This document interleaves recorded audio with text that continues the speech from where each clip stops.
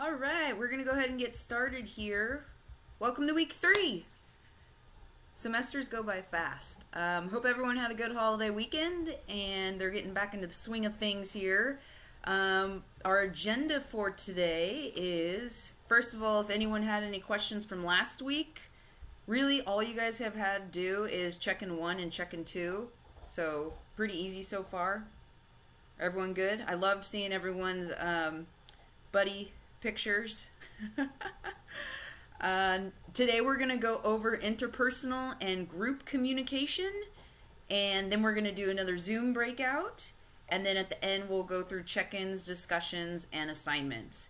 And I'll do attendance a little later on in case I have some people who came in a little late. So first of all, any questions? Raise your hand or just unmute yourself. Nope, good to go? Okay, cool.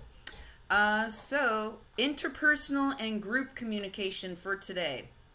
So the learning objectives is to explain how behavioral theories about human needs, trust, and disclosure and motivation relate to business communication.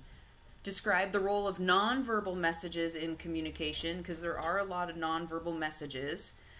Identify aspects of effective listening. Not only do you speak, but you also need to be able to listen. Identifying factors affecting group and team communication. Discuss aspects of effective meeting management. It's a big one there. And I apologize for my dog in the background. I gave them bones so they would behave during this session, and they're just chomping pretty loudly there. Dog owners, you guys know how that is, right? Okay, so behavioral theories. Interpersonal intelligence, ability to read, empathize, and understand others. Stroke, emotional responses one gets in a communication interaction. Positively or negatively affects feelings about oneself and others. Situational leadership model. Appropriate style depends on the follower and the task. So there's directive behavior, which are leaders give detailed rules and instructions and monitor that they are followed. So that's kind of what I do with you guys, directive behavior. And then there's supportive behavior. Leaders listen, communicate, recognize, encourage their followers. So kind of like with coaches, maybe weight loss coaches, they have supportive behavior. They're more of listeners, communicators. Meta-communication are the nonverbal messages that accompanies a message that is expressed in words. Kinetic messages is visual communication, so think gestures, winks, smiles, grooming, maybe it's rolling your eyes, right, which we should never do in business meetings, or try not to.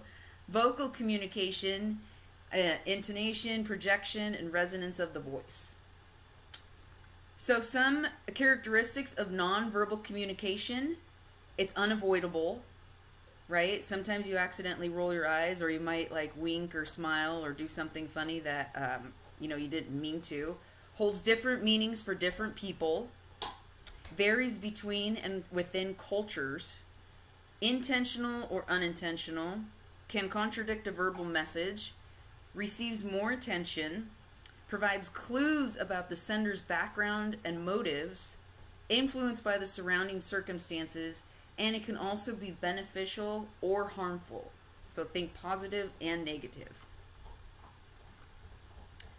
So some types of nonverbal communications are space, time, physical characteristics, body movements, which I use a lot of body movements when I talk, especially in person, touch, paralanguage, artifacts, and environment. Next is the value of time. Time management. Who are you willing to wait for, right? A doctor for an office visit when you're sick. You usually have no choice if you're really sick. And hopefully you're not in the ER waiting 3 or 4 hours. Maybe it's a potential employer for a job interview. Your significant other or children. These are people you wait for, right? Who are some people you don't wait for? For me, if I'm at a group run and I'm starting at 6 a.m. and it's 6:10, I'm not waiting for anyone who's that late. I'm going to get started and go. Maybe with the Zoom classes here, who do we wait for? We usually start at 1:30. I might wait a couple minutes in case people have tech issues, but I'm usually like on time. Time is a relevant factor of the communication process in your speech. The best way to show your audience respect is to honor the time expectation associated with your speech. Always try to stop speaking before the audience stops listening, right? People have very short attention spans. That's why after our group here, when people talk, I usually tell them 1 or 2 minutes to talk. When you're in a big networking setting and everyone has to go around and kind of give their elevator speech, say who they are, what they do, they usually give you a time limit, and that's for a reason. Hey, we have 20 people in this room. In order to get through our agenda, let's keep everyone's elevator speech and introductions at 1 minute each. And there's always going to be someone who goes way over. That's disrespectful in the business community, right? If you have a set time, stick to that set time. How long should it take to respond to a customer's request for assistance or information? That's another value of time. Think of you as a consumer. When do you expect an answer back if you have a customer service problem? So think of that if you're on the other side. If they call on the phone, how long should they be on hold for? 5 minutes? 20 minutes? How soon should they expect a response to an email? Right? Is it 24 hours? Is it 3 or 4 days? Is it 2 or 3 hours? Across cultures, the value of time may vary as well. Mexican Americans may invite you to dinner at 8 p.m., but when you arrive, you are the first guest because it's understood that the gathering doesn't start until 9 p.m. Has anyone ever had that happen to them? I know college parties too, right? Don't they not start until 10 or 11? No one shows up at a college party or 8 or 9. Maybe 10 or 11 is even early too now. I don't know. I haven't been to a college party in years. France, an 8 p.m. party invitation would be understood to indicate you should arrive around 8:30, so a half an hour later. But in Sweden, 8 p.m. means 8 p.m., and latecomers may not be welcome. So that's kind of an example of how the culture can be different. Listening as a communication skill. So the purpose is for social interactions, to receive information, to solve problems, to share feelings. The styles can be casual listening, listening for information, intensive listening, or empathetic listening. So I know when you go to networking events, or maybe if you're at a business conference, you may want to talk all about you and your product and your company, but you also need to be a listener as well. And I'm warning you now, if you're at a conference and you're there to talk about software and you start chit-chatting with someone, to explain your product, and you have to listen back, they might go on and on for an hour about their kids, something that's not even related to business. So you need to learn how to listen and maybe even kind of stop and walk away after a certain time, right? It's definitely a skill. It's definitely takes practice to be a listener as well as a talker. Bad listening habits is faking attention. I'm actually pretty good at this now. I've been to so many network events, I know how to fake attention. I'll be honest, guys. Allowing disruptions, over-listening, stereotyping, dismissing subjects as uninteresting, whether you like it or not. If you're a good listener, you're interested in what that person's telling you. Failing to observe nonverbal aids. So allowing disruptions, that's bad listening. You kind of want to, if someone's focused and trying to tell you something, you want to make sure that that person's attention is yours, or you have that person's attention. And it's hard sometimes, again, when you go to networking groups or conferences, people will come up and interrupt, and you kind of need to learn how to respectfully say, hey, I'm kind of chit-chatting with this person here, or maybe you introduce that person to the person you were already talking to and involve both of them in the conversation. You never want to just completely stop what that person's talking about, because who knows, they might be buying your product or service, right? I do have a question. Yeah. I have language processing disability, which makes it hard for me to understand the nonverbal aids. Do you have any tips to overcome that? Nonverbal aids, like in what situations? Like networking situations? Well, it could be in networking. It could be a meeting. For example, my coworker would say that we have a certain book in stock, and I misunderstood what book he was talking about. Mm-hmm. And he could have meant like a completely different book, and I would completely miss it. Um, So it's and as a task. So when tasks are given to you, you kind of get them confused. sometimes, yeah. So in those situations with tasks, I always like to have people email me. Hey, can you email me a list of tasks that you need me to do today? Are they available to do that, communicating? Yeah. Because I like to go back in case I miss something. If you tell me to do something and I'm multitasking, I'm going to forget. It's just human nature, you know? So, yeah, I would ask, hey, can you email me a list of tasks? You can print it out and you can have your whole list for that day. And then you can check them off. Maybe that could solve that problem. If they're willing to do that, if your employer's willing to do that. I think they will. I've had employers do that to me. Say, hey, you know, you're coming in here every 10 minutes telling me to do different things. How about you email me the task and you email me the priority? Like, hey, you need to get this item done first. It's priority. And I've had supervisors do that for me, and it's very helpful. Yeah. Okay. It's a good question. Yeah. So when it comes to group communication, increasing focus on groups. So flat organizational structures, individual takes up an expanded role which involves power and authority that surpasses his or her status. Heightened focus on cooperation through open communication and information and reward systems. Have any of you guys gotten reward systems at your work? Maybe you get employee of the month. I know I worked for a place where if you did something really outstanding, you would get a special parking spot for a week. You got to park where like the president of the company parked. That was kind of cool. So reward systems. You always need to, if you have a staff, you always want to reward them with something. Keep them motivated to keep working hard for you. Characteristics of effective groups. Common goals, role perception, longevity, size. You don't want the group too big. Status, group norms, and leadership. So kind of how when we get into groups, we always kind of have a leader of that group when we do our breakout rooms. Strategies to organize workers into teams. You can have a task force, a quality assurance team. So with production companies where you're making widgets, you usually have a QA team. They call them QAs. Cross-functional teams. If you're a marketing person, maybe you go into sales and kind of help out. Product development teams, actually developing the product or service. These are usually more with bigger companies. So now it comes to meetings, face-to-face meetings, pros and cons. How many of you guys work for a company where you swear they have a meeting about a meeting and then you have a meeting after about the meeting you just had? Anyone? It's what I call time wasters. Oh, yeah, frequently. I'm like, did we get anything done? No. So some of the advantages of face-to-face meetings provide rich nonverbal cues, preferred when dealing with sensitive issues. It's hard to get out in the correct words in an email if it's a sensitive issue. You always want to speak to that person or group face-to-face. Beneficial when participants do not know one another, so you get to know each other better in a face-to-face meeting.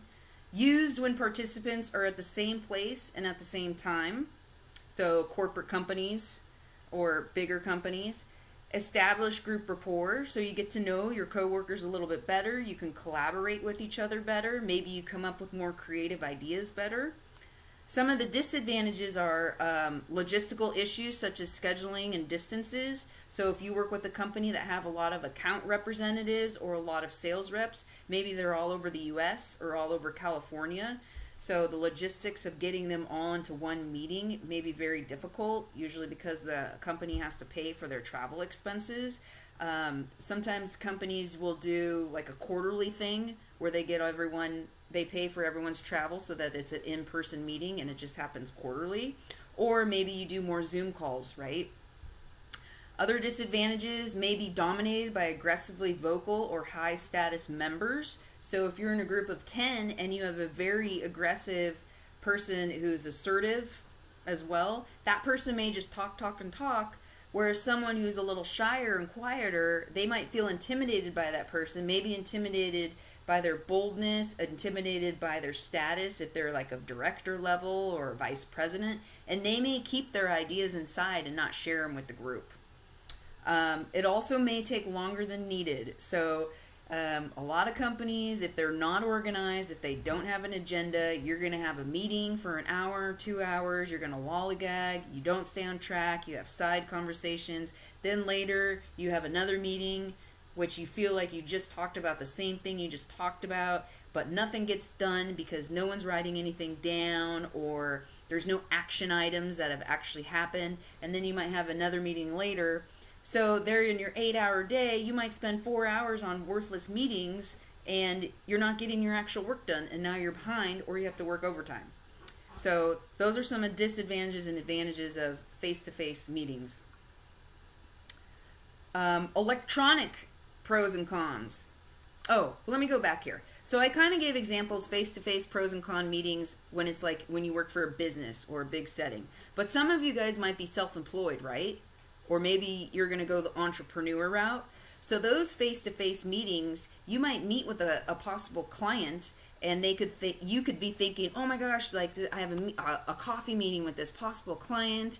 How exciting, I might be able to sign them on for my services. But that person may drag out your coffee meeting for like an hour and a half or 2 hours and try to get all this information out of you, and then you can't really escape. And maybe you have another meeting after. You're like, shoot, it's like 2 hours. This person just wasted my time with driving, and now I got to go home and finish all this work because I'm self-employed. I own my own business, and I just wasted 2 hours and I didn't even get the account. So that's kind of a con, a face-to-face meeting. However, a pro of a face-to-face meeting with a possible client, you get to know the person and establish a relationship, and you can start building a relationship because you're getting to know someone face-to-face. So my recommendations for those is to, right when you get there to a coffee meeting and you introduce yourself, say, hey, you know, I got a hard stop at 2 o'clock. If we need to schedule another meeting later, let's do it, but I really only have an hour because I got another meeting to go to. Whether you have another meeting to go to or not, it doesn't matter. But as long as you always have an established stop time when your one-on-one meeting starts. Does that make sense to you guys? It's kind of like giving you an escape plan. Okay, so for meetings for electronically, these days are pretty much everything is an electronic meeting right now. So some pros and cons of that. Some advantages are facilitate geographically dispersed groups, speed up follow-up activities through electronically recording decisions and action items. So as I'm recording this Zoom right now, you can record it later. If someone missed something, they can watch the recording, or maybe they had tech issues or couldn't get to the meeting on time, they can always see it later. Some disadvantages are that it fails to replace the face-to-face contact, make consensus harder to reach, and dependent upon keyboarding skills of all the participants. So maybe you're working with alongside a demographic who's not as tech savvy. That could be really hard on a Zoom call. You know, someone's got to be like the note taker super fast. Someone's got to be like a tech person to be able to solve problems. So, some tips for effective meetings. We will all be in meetings moving forward in our career path, no matter where it is. It's always meetings. So, limit meeting length and frequency. So, just kind of how I said, have a start time and a stop time. If you're in charge of a meeting and you work for a business, I always tell people to create a calendar invite and create that calendar invite to say the start time and the stop time. That way people know, okay, this is only a 45-minute meeting. We're getting everything done in 45 minutes. Oh, this just is a quick little recap. It's a 15-minute meeting. Or maybe it is a 2-hour meeting and people can plan ahead. Hey, I'm going to be in this meeting for 2 hours. I need to block my calendar so that I know I can get my other things done if I have some certain deadlines I need to make. Make satisfactory arrangements. Distribute the agenda in advance. If your company doesn't already have an agenda for meetings, volunteer to be that person. Volunteer to be the note taker. Take some leadership. Volunteer to be the note taker. Volunteer to be the agenda person. Get with the person who's holding the meeting. Say, hey, I'll make the agenda. It makes you look good because you're taking initiative, and it makes things better because the meeting will stay on track without the side conversations, without the, like BS, I guess would say, and you'll actually stay and get more accomplished with your action items. The agenda, there's plenty of free templates on Word that work perfectly fine. You send them out to everyone ahead of time so everyone has the agenda. Everyone can either have it printed out or on their laptop while they're in the meeting, and you just go down one by one. Encourage participation. You want everyone to speak their mind. Call on the quiet person. Say, hey, do you have an idea you'd like to share? They might have a really good idea, but again, they might be intimidated to share it in the group. Maintain order, so keeping people on task. Say, hey, you know, no more side conversations. That's great. If you guys want to talk about your vacation, talk about that after the meeting or on your lunch break, not during the meeting when we have everyone together. Manage conflict, and I don't necessarily mean physical conflict, I hope you guys understand, but people will go back and forth about ideas, and you may experience some conflict, so how are you going to resolve that? Maybe there's a controversy issue in your agenda already about launching a product by a certain date. So kind of think of advance, like, okay, there could be a possible conflict with this item on the agenda. Let's kind of brainstorm ahead of time how we're going to respond to that if something happens during the meeting. Seek consensus. So make sure you get, hey, what's the decision before the meeting ends? Are we launching on this date or not? We need everyone to say yes or no. Consensus now. Let's move forward. If we need more information before making the consensus, let's agree on that and then meet again in 2 days, and we need to have an answer. Prepare thorough minutes. This is what I call meeting minutes. So the same template you're using for the agenda usually has a section after that for your meeting minutes. And this is just what note takers do. They write everyone's thoughts down, what they say, so that you don't forget later. And that's helpful whether you have an electronic meeting or not. And again, if no one's taking meeting minutes, show initiative and offer to do that. Hey, I'll do the agenda and I'll do the meeting minutes. Send out a recap of action items with due dates after the meeting. So part of your meeting minutes, write down the action items. Everyone needs to know what they need to do by a due date. If you don't have due dates, it will not get done. So say the action item is, okay, the product developer needs to get information and research on this, this, and this. Okay, we need that information in 1 week exactly so that we can make our consensus. Give them due dates. Okay, so that's kind of my lecture for today. Really short and sweet, right? Don't want to give you guys too much information at once. Anyone have any questions on that? Kind of what we went through here? Meeting questions? Time questions? You guys can unmute if you have anything. Okay, so now I'm going to kind of have you guys practice this here. So our Zoom breakout. Oops. Let me get the link here for you guys.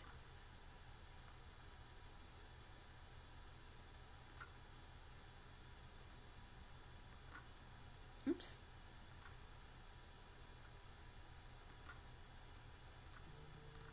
I'm going to put the link in the chat.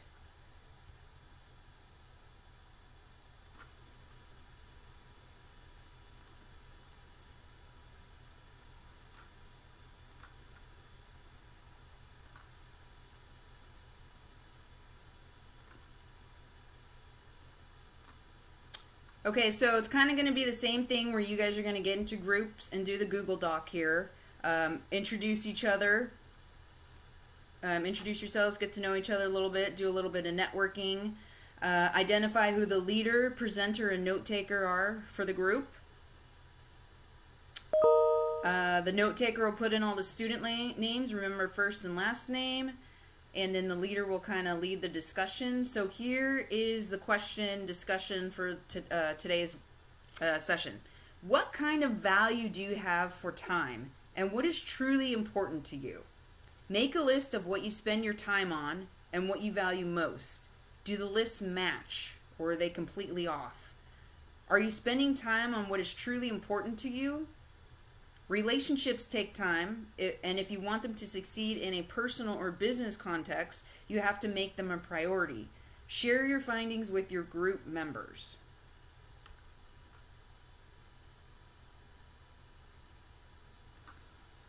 Okay, so now that you guys are all back, I'm going to have you guys all present. Don't worry about the 1 minute. We have plenty of time here, so go ahead and take 2 or 3 minutes if you like. So group 1. Breakout group 1. Who's speaking? I'm going to be speaking for Group 1. Okay, go for it. So there's a lot of general themes within our group. A lot of us like to focus on our health, and such as nutrition and exercise. There are some of us who also focus on school, as well as working to provide for family. Hmm. And there are some of us who also like to spend time with friends. Okay. And it was all pretty general. There wasn't too much specifications to what. Okay. Those are very important things. And when you start balancing your career with these things, don't forget you need to take care of yourself first. Your family is definitely important, and friends, Right now it's definitely hard with everything happening, but yeah, very important. Yourself, health. Good job. Okay. Group number 2, who is speaking?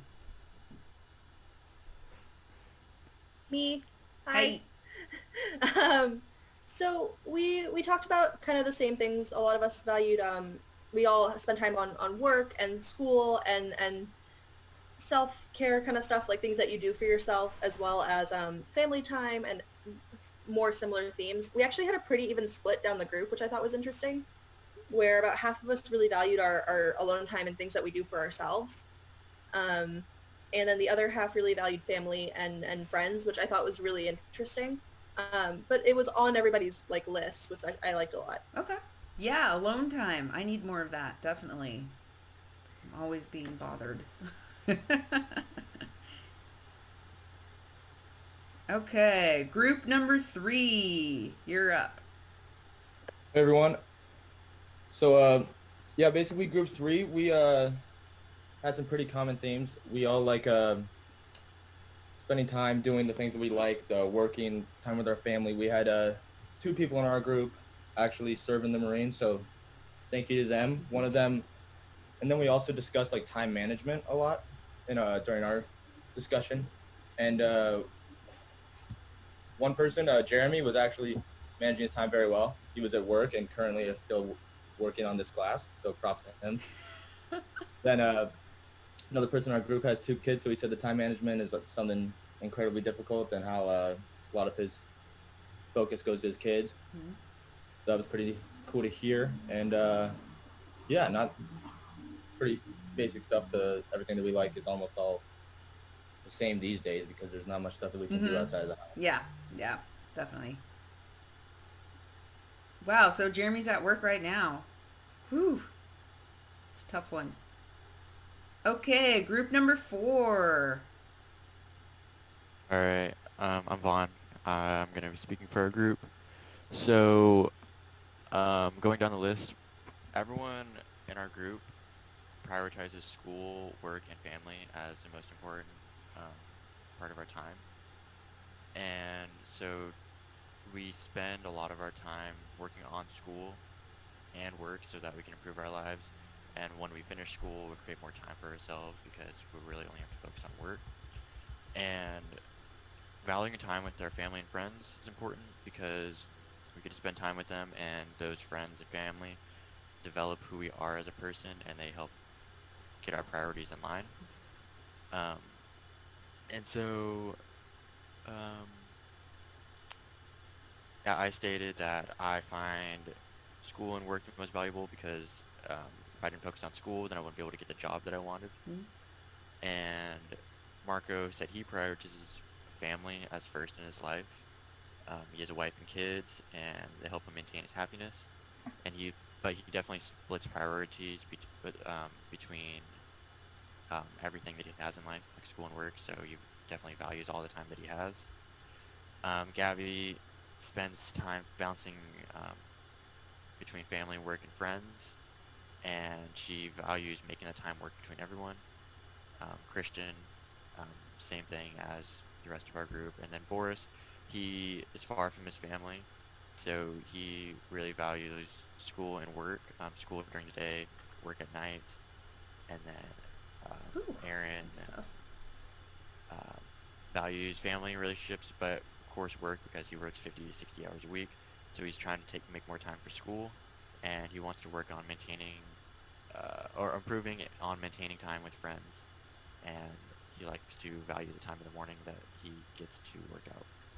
Aaron, 50 to 60 hours, huh? Oh yeah. What do you do? Right. I'm a GM of a restaurant. Oh. I just got my. Yeah, so I'm opening up a new restaurant in Encinitas actually now. Oh, so. do you want to give us a plug? It's gonna be the Mr. Moto's Pizza House. So. In Encinitas, huh? It's right across the street from First Street. I don't know if you guys are familiar with. Oh yeah, that's a great location. 101. Wow. Yeah, I'm pretty stoked about it. So, yeah, I just got the job last week, so I've been, just training crazy and stuff. Congratulations. Nice. Thank you. Yeah, restaurant work is it's a lot of hours. Yeah. Definitely. So yeah. And a lot of communication, business communication. So yeah. Now you know where to get some good pizza. Exactly. If you're a GM, you're gonna have a staff, right?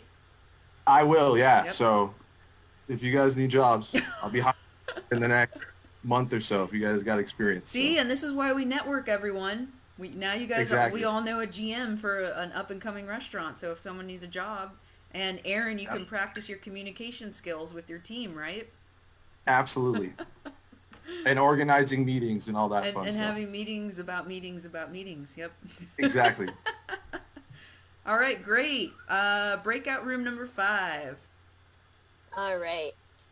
So we all kind of agreed collectively as a group that we spend a lot of our time on work and school, but we would like to balance in a little bit more of like spending time with our pets, our family, some social time, and like that self-care, like exercising, making your meals, all that stuff. We all value like, that outside stuff besides like our work and school time.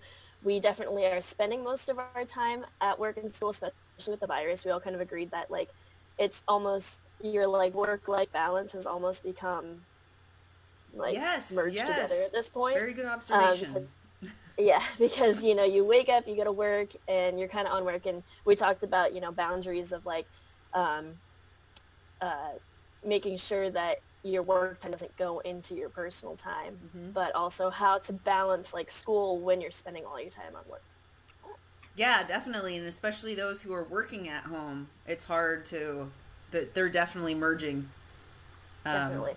Yeah, like the parents who have to teach their kids now, distance learning, everything is merged.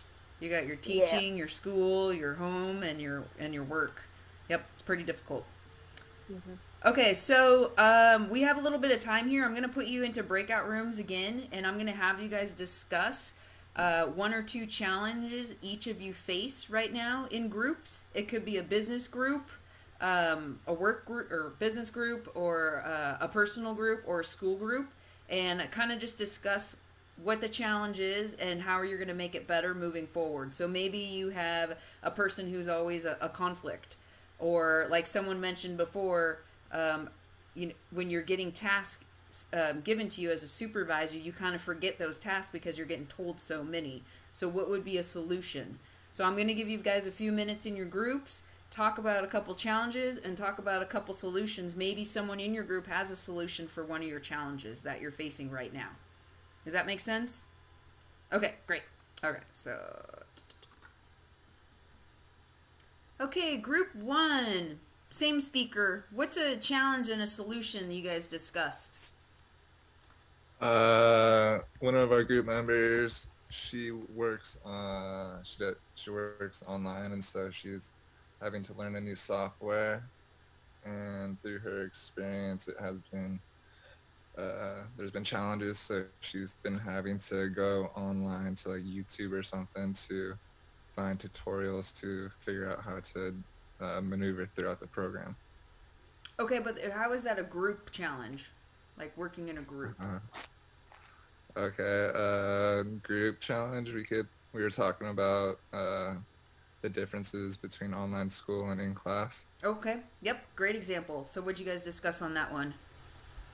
That the information learned online tends to be more challenging than in person. we didn't really get specific on the personal learning habits or whatever you want to call it, but there's definitely a difference between the in-person and being able to communicate with peers and professors and whatnot, for sure. Yes, exactly. And an example is in my other class, I have students do a survey monkey, and they send the survey to a fellow student, but it's kind of weird because they don't really know each other right now and the email addresses, so I just had them send it to a family member this time, or a friend. But yeah, I hear you. That's a good example, the online versus in person. Did you guys come up with a solution for that challenge? No, not at the moment. Because when you figure it out, let me know. Yeah. Okay, group number 2. What was a group challenge you guys discussed? So that was pretty fast, but... Okay, yeah, no. But a couple of us agreed that a challenge that's been going on is that everyone's a little stressed out right now in general. I don't know if that's just a general observation for other people as well, but we noticed that at work, like other people's jobs, everyone's a little bit uncertain and stressed, and it presents very visibly. And we talked about like how to get along with people right now, especially when you're not feeling great yourself, and even if you are, like how you face that challenge of trying to get along with others right now, especially when they don't really want to get along. And we talked about basically taking each day as itself and being polite and kind and just not reacting to whatever situation is being presented. Kind of keep your positivity going. Yeah, that's a great example. Yeah, you can only control you, Yes, and yes, a lot of people are a lot more sensitive right now, and definitely on edge and a little bit more snappy, maybe. Yep, great example. Okay, group 3. What was the group challenge you guys discussed? So it seemed to be just like me and like one other person in our group, but we basically talked about how our challenges as far as time management, like we both have Zoom classes or like classes just in the afternoon. So sometimes it gets a little hard to manage our time properly and like wake up early, get more stuff done at the beginning of the day. So we kind of came up with a solution for that, which was if we do end up waking up late, like don't end up having the discipline to like get up on the time we want to, then we will try to start off by doing something productive right away. So that changes the course of our day, even though we already kind of failed from the start by waking up late, if that makes sense. So like maybe we'll even like, as soon as we get up, we'll just get in the shower right away so we feel like fresh after, and we just have a better like mindset going into the day, if that makes sense. Yeah, I think a group challenge example is the first sentence you just said, how there's only really 2 people in your current group right now participating, right? Yeah. Yeah, so that's a group challenge right there when not everyone in your group's participating. So I'll remember who's in your group here. I got the names right here. Yeah. My bad. It's a good example, though. It's a good example. Okay, group 4. What's a group issue? We didn't really get around to go to everybody. That's fine. But I'll just talk about my issue, which was, so I'm a student at Cal State San Marcos, and I'm taking this class on the side. So all the classes are online, of course, but some of my classes are do-at-your-own-leisure.